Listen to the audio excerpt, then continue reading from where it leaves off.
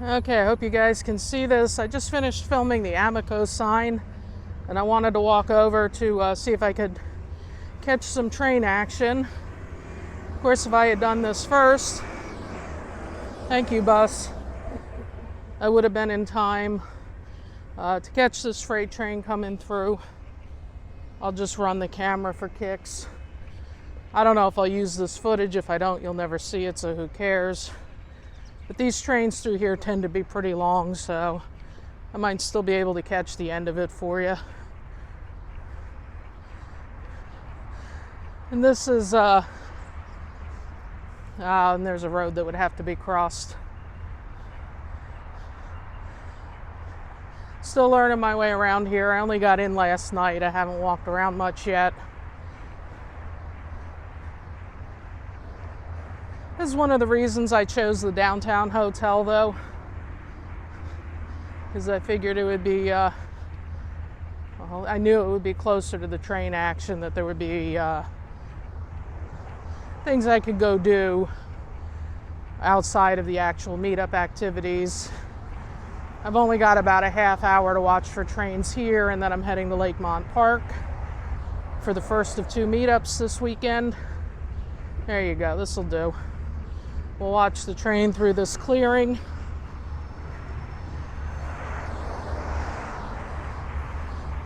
And what you're looking at across the way, I mean, you can't see it because the train's blocking it, is the Railroaders Memorial Museum that did recently reopen. For some reason, that's a tongue twister. And I'd like to go to it. I just don't know if it's going to fit into this weekend's plans.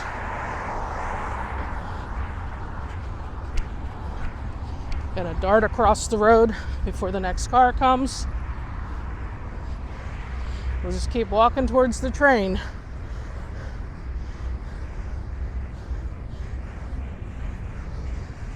At a minimum, I'll walk around the outside of the museum later and do some video. I know there's a GG1 on display. I'm not going to be this close to a GG1 and not go look at it. I don't know if you can see how far down that train's snaking through. This is a long one. This train would have just passed through Horseshoe Curve. This is an eastbound train. So the direction it was going through Horseshoe Curve would have been the downgrade, which is obviously the easier journey to make. When the trains go up the grade in Horseshoe Curve, they usually have a pair of diesel engines called helpers.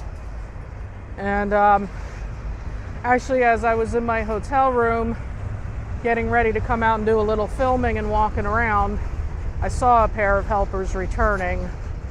Nothing to do with this train. I don't believe they use the helpers on the down slope. I mean, maybe they do, I don't know. Maybe they use it to kind of hold them back. I really don't know. We'll find out. But this is an intermodal train.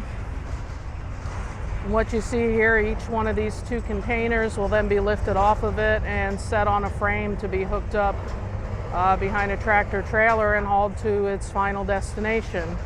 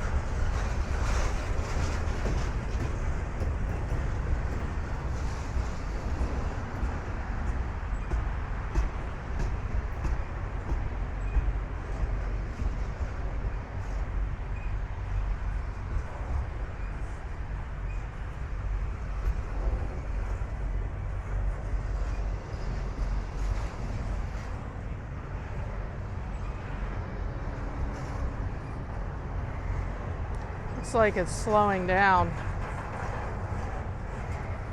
Hard to say for sure, but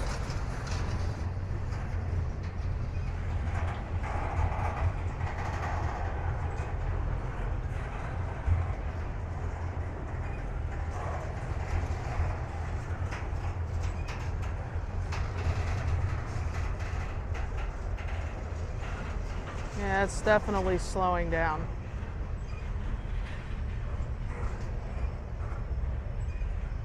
Whether it's going to come to a stop or not, I don't know.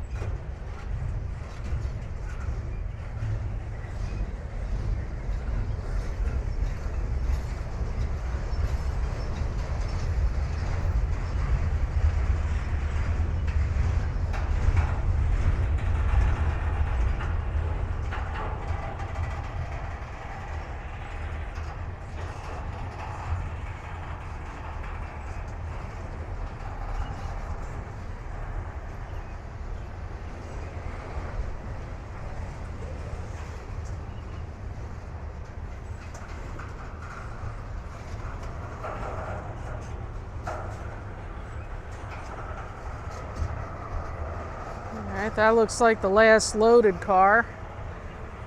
And then we got some empty ones here. I don't know how many that's going to be, but the cars you see in the background, those are actually part of the Railroaders Museum. And the building you see to the left, it says Altoona Pipe and Steel Support or Supply. I'm sorry, Altoona Pipe and Steel Supply Company.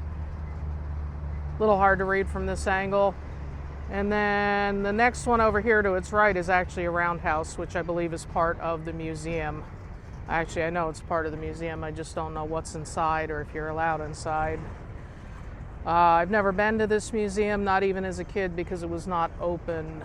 It didn't exist, from what I understand, the last time I would have been to Horseshoe Curve. And I think I said in an earlier video, I have very vague memories of being at Horseshoe Curve as a kid.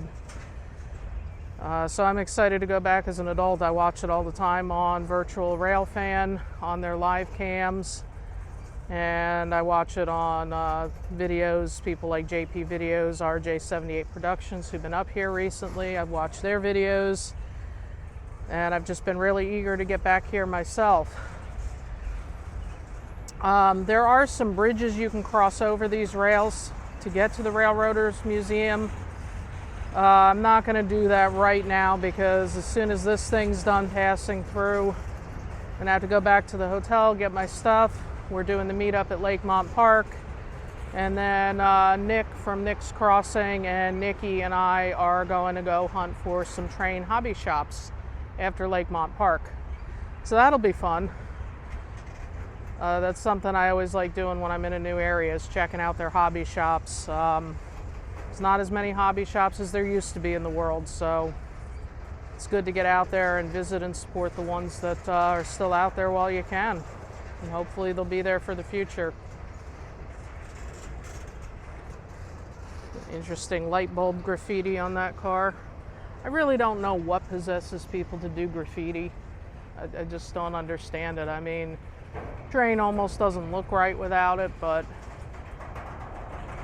it's not something I would ever do. I'd try to restore it to new condition.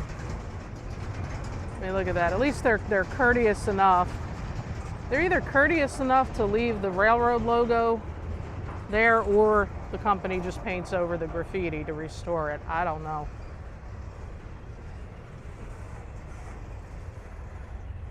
It's interesting to study the cars too from a standpoint of modeling. You know, I'll have to make videos of my model cars someday, but you know, I always do that showroom new polish to a shine. You can see your reflection. I've never done weathering. And of course, you go to a hobby shop, you buy a new train car, and it comes out of the box looking pristine. And that's such my natural tendency to make things look good that, you know, it's going to be a little nerve-wracking, but maybe at some point I'll try to weather some cars because, you know, you look at railroads in real life and none of them are shiny and clean and pristine. Unless you're on a scenic railroad. Sometimes they take good care of stuff, but yeah, now we got some loaded ones again. I believe these are 53-foot cars. Or, well, the cars are more than 53. It looks like the containers are 53. Those are pretty long. I know a typical container on a tractor trailer is just 40 feet. So I guess that 53 on the car indicates that that's what they're capable of hauling. So I would guess the car itself is about 60 to 65 feet. This car here says 48. Maybe that's what the containers are, 48 instead of 40. I don't know why I always think they're 40. I could be wrong. It's one long train, guys. This video's been running over 10 minutes, and kudos to you if you've stuck with me.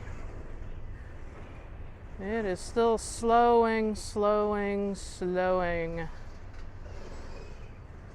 It's probably going to stop, and I'm probably going to have to just cut this video off and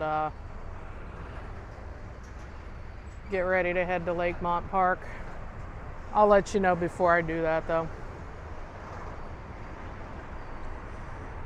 But from what I've heard, to give you an idea how long these trains are these days, I've been hearing that they're commonly running 10,000-foot trains. That's close to 2 miles. I think a mile's 5,280 feet. 10,000 feet is almost 2 miles long. I've even heard that they're running 15,000-foot trains. I don't know for sure that that's true, but that would make it close to 3 miles long. Florida East Coast Railway. I have not heard of that one. I always like looking at the road names. This one here has the old Railbox logo. I used to love the Railbox cars as a kid. I kind of remember when you could see some that were new. And the train has stopped. So, with the greenery, I can't pan and give you too much more of a view than that, but it's safe to say that the locomotives are at least a mile in that direction, and who knows where the end is. So my hotel is beyond that apartment building. I'm gonna head back, but we'll get you some better views of the trains as the weekend goes on. This one was kind of improvising, but I see a train and I get excited and I can't help myself. So onward to Lakemont Park and then some hobby shops, and I'll probably be back here this evening for some more rail fanning.